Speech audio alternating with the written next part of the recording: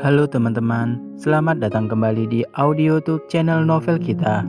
Sebelum kita lanjut ke novel ini, silahkan kalian subscribe terlebih dahulu channel ini, like, dan share kepada teman-teman kalian, agar Mimin lebih semangat upload episode selanjutnya.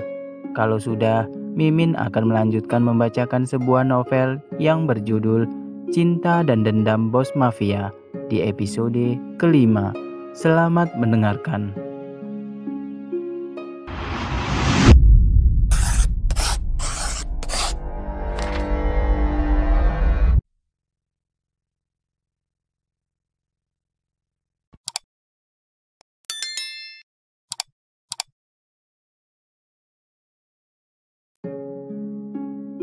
Diana terkejut ketika melihat sebuah mobil sedan mewah menunggu mereka.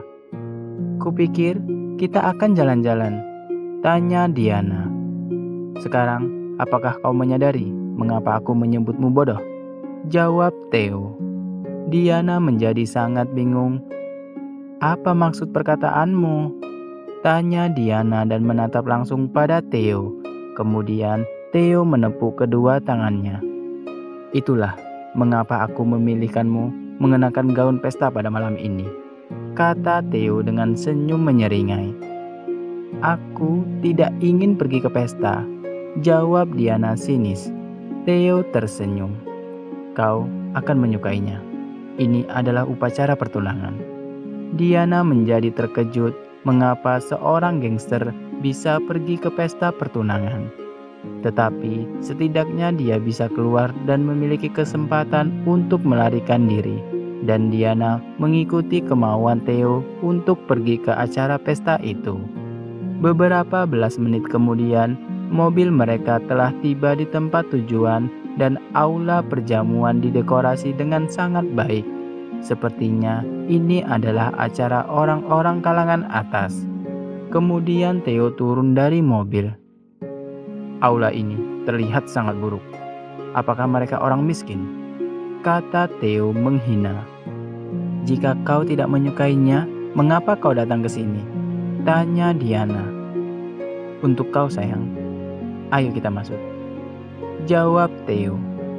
Theo dan Diana memasuki tempat itu seperti sepasang kekasih dan penjaga yang mengelilingi mereka. Semua orang melihat mereka masuk. Diana mengarahkan pandangannya ke arah pasangan yang sedang bertunangan.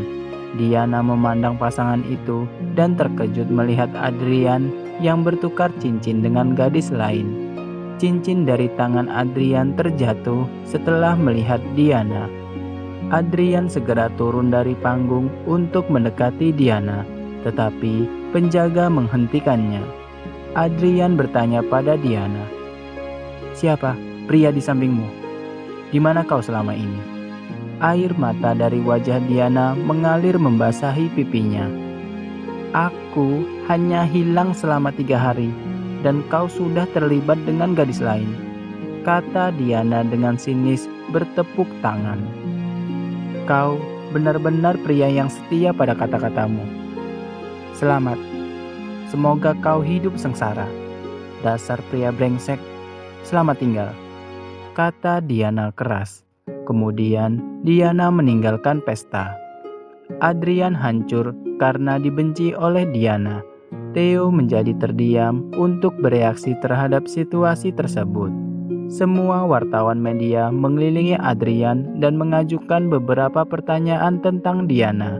Keluarga Adrian memberikan informasi kepada wartawan bahwa Diana hanyalah wanita yang tidak baik dan hanya merusak reputasinya. Seorang reporter media bertanya kepada Theo apakah Diana adalah gundiknya. Setelah mendengar tuduhan bodoh itu, Theo merusak kamera wartawan itu dalam sekejap. "Kali ini aku menghancurkan kameramu. Lain kali itu akan menjadi kepalamu," tegas Theo dengan sangat marah. Theo memerintahkan pengawalnya untuk merusak semua kamera. Saat Theo pergi untuk mencari Diana, Adrian menghentikannya.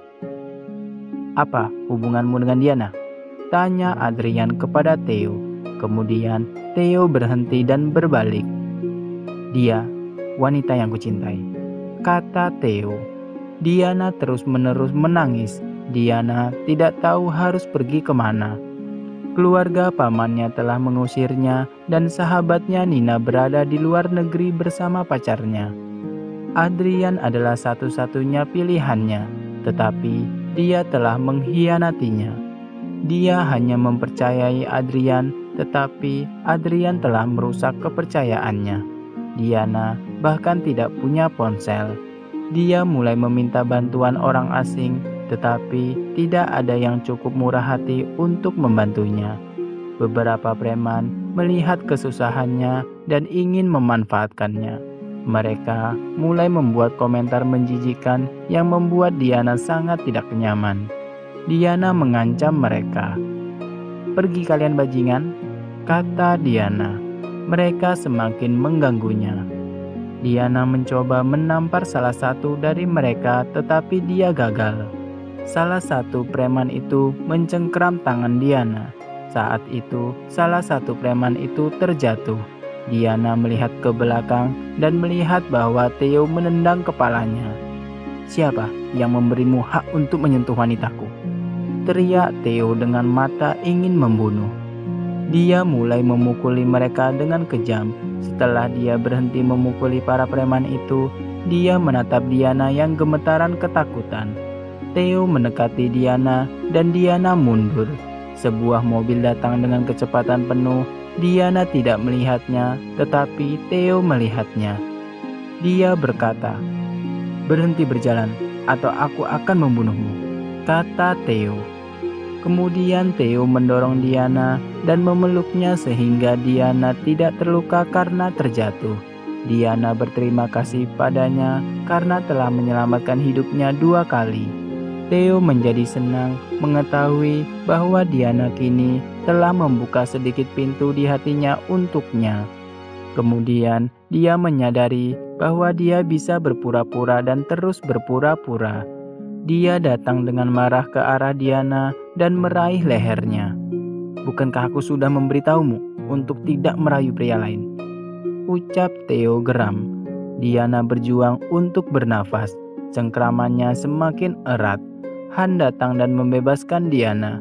Diana batuk sangat parah dan ada bekas luka di lehernya. Han kemudian menenangkannya. Theo tidak tahu apa yang merasukinya yang bisa saja mengakhiri hidup wanita yang disukainya. Han datang menjemput Diana.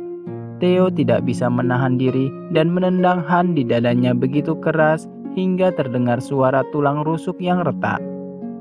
"Jangan sentuh wanitaku," tegas Theo memberi ancaman. Diana bangun melupakan setiap rasa sakitnya. "Kau adalah monster," teriak Diana pada Theo. Diana mencoba membantu Han dengan tubuh kecilnya, tetapi dia hampir tidak memiliki energi yang tersisa. Theo meraih tangan Diana dan menyeretnya ke mobil dan menguncinya. "Mengapa kau begitu peduli dengan pria lain?" tanya Theo marah. Tanpa mendengarkan jawaban dari Diana, Theo langsung melajukan mobilnya. Setibanya mereka di rumah Theo, Diana tidak ingin masuk, tetapi Theo sangat kuat mencengkram tangannya.